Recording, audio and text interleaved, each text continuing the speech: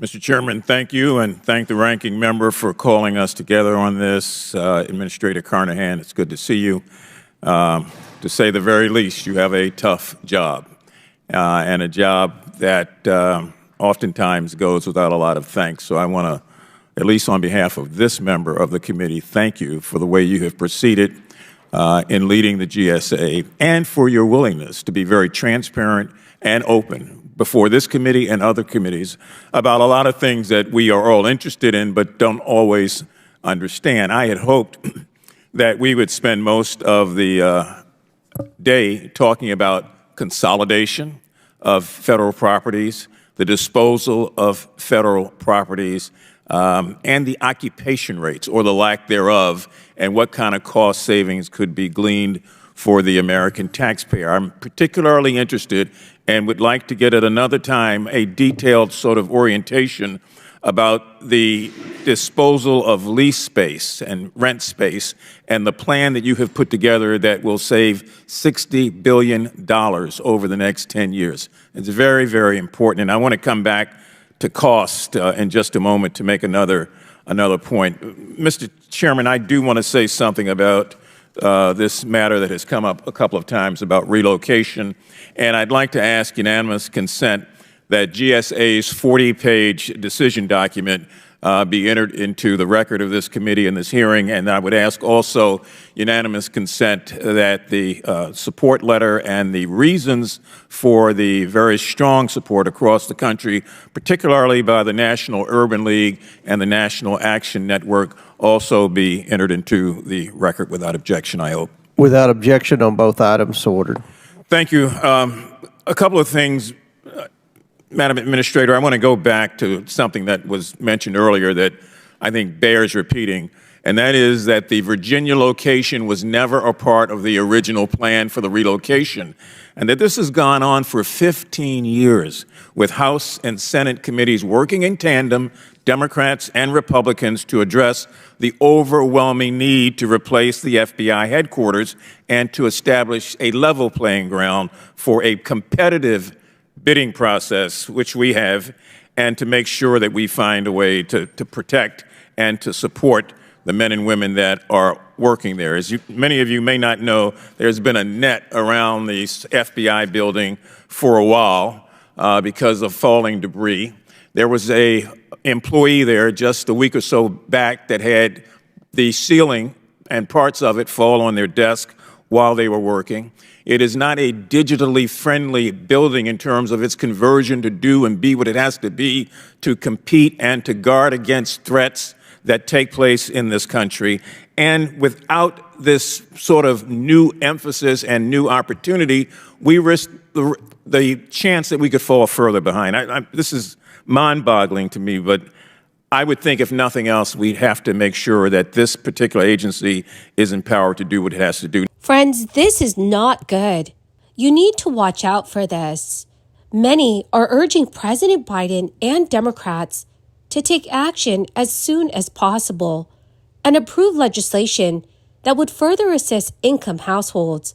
Experts say that if action is not taken soon, several programs may have to start turning away hundreds of thousands of Americans from receiving benefits. My dear friends, I'll be sharing with you which programs might be affected, so please make sure that you watch until the end of this video. Also, to say thank you for being here every day and for being part of this community. Every Friday, I will be announcing several winners for the Walmart gift card giveaway. If you would like to enter these weekly giveaway, friends, simply click and like several of my videos and then comment below the keyword of each video that you watch.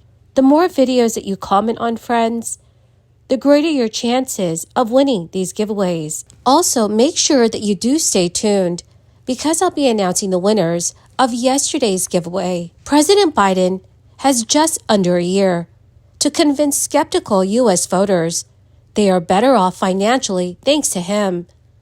But there are a few things that could make this difficult for the Biden administration. A large number of crisis-era support programs have expired this fall, creating so-called benefit cliffs, affecting millions of Americans. That coincides with policy changes to traditional welfare programs that are now kicking in, creating potential new hurdles for hundreds of thousands of participants.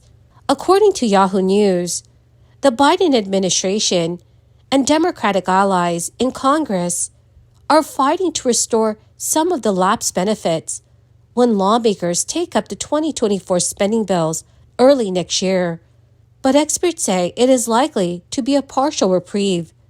For example, the student loan payment moratorium is gone for good. On top of stubbornly high inflation, the changes to student loans further risk undermining the president's pitch that he's rebuilding the economy. In addition, new restrictions on the SNAP program, which feeds more than 40 million low-income Americans, started phasing in this fall, putting in hundreds of thousands at risk of losing their SNAP benefits. And anti-hunger advocates are warning that if Congress does not include another $1 billion for the Special Supplemental Nutrition Program for WIC in its next funding bill, the program may have to start turning away hundreds of thousands of eligible mothers and their babies. The Biden administration has pushed to boost funding for these traditional parts of the safety net, as well as secure money to extend some of the temporary social programs. The poverty rate in the United States is already rising, up to 12.4% in 2022, from 7.8% in 2021. And that was before the latest round of crisis assistance had expired. The White House points out that even though the Biden administration did not succeed in its attempts to make many of the crisis programs permanent, the current status quo is still far better than it was pre-crisis. The Biden administration did succeed in permanently changing the way that SNAP benefits are calculated, increasing the value of the food benefits between $12 to $16 per month in most cases. The president also secured new exemptions from SNAP's work requirements for the homeless, veterans, and youth aging out of foster care as part of the spring debt deal.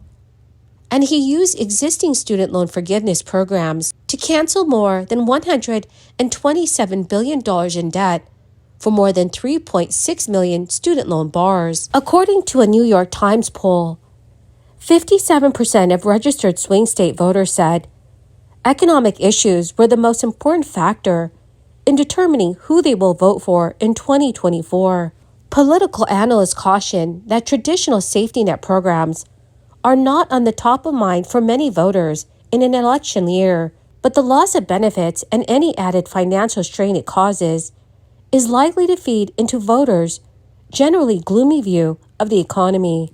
For student loan borrowers, families with children in daycare, and low-income Americans who rely on SNAP or WIC, those effects are just starting to sink in. On October 1st, the SNAP program, which is the nation's leading anti-hunger program, began again purging people from its rolls for not meeting work requirements after a pause during the crisis. At the same time, the number of adults required to meet the work requirements started expanding this fall. This is due to language that House Republicans pushed to include in the debt limit deal that Congress passed at the end of May. So, dear friends, what are your thoughts about all of these changes? Please let me know what your thoughts are in the comment section below. Well, my beautiful and amazing friends, that is the end of my daily stimulus update video for today. Thank you so much, friends, for being part of this community. To say thank you and to show my appreciation, every Friday I will be announcing several winners for the Walmart gift card giveaway of $75. If you would like to enter the weekly giveaway, friends, please click and like several of my videos and then comment below the keyword of each video that you watch. The more videos that you comment on, friends, the greater your chances of winning these giveaways. The winners of yesterday's Walmart gift card giveaway, congratulations, my dearest friends! To claim your gift cards, please check your notifications page and send me a message. Or, dear friends, you could message me on my Facebook page. Thank you, friends, and have a wonderful and very blessed weekend.